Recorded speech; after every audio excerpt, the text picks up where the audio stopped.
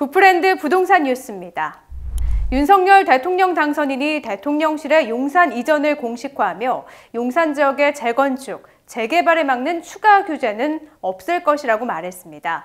이에 따라 현재 정부와 서울시가 추진 중인 국제업무지구 개발 사업과 용산공원 조성 등과 같은 사업이 취소되거나 변경되지는 않을 것으로 풀이됩니다.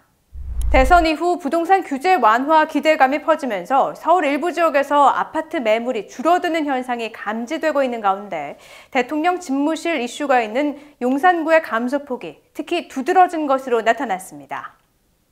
윤석열 대통령 당선인의 대통령직 인수위원회가 인선을 확정하면서 향후 부동산 정책 방향에 대한 관심이 높아지고 있습니다.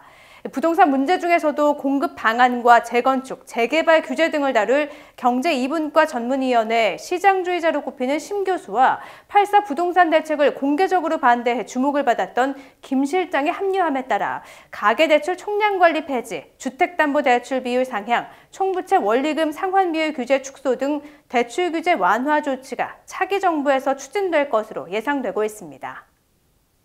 최근 법인이 주택 매도를 줄이고 매수를 늘리고 있는 것으로 나타났습니다. 21일 직방이 법인 매매 거래를 분석한 결과 전국 법인 주택 매도는 2020년 84,569건, 2021년 78,848건을 기록하면서 매도 증가세가 주춤하고 있고 매수 비중은 6% 이상을 차지하고 있습니다.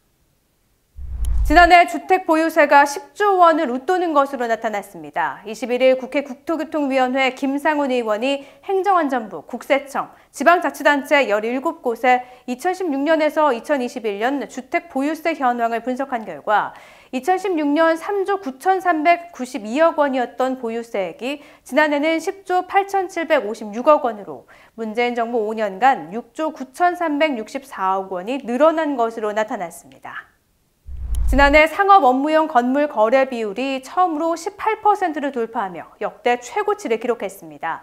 이는 2006년 이후 가장 높은 비율로 오피스, 상업시설 등 오피스텔 건물의 거래 비율이 급증한 데 따른 것입니다.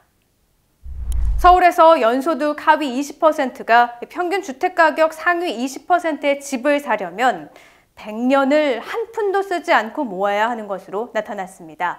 이는 2012년 관련 통계 작성 이후 역대 최고치입니다. 수도권 제2순환고속도로의 한 축인 화성-광주-고속도로가 착곡 5년 만에 지난 21일 개통했습니다.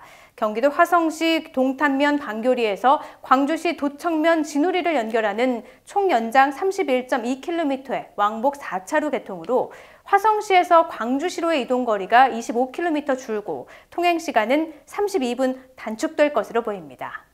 지금까지 굿프렌드 부동산 뉴스였습니다.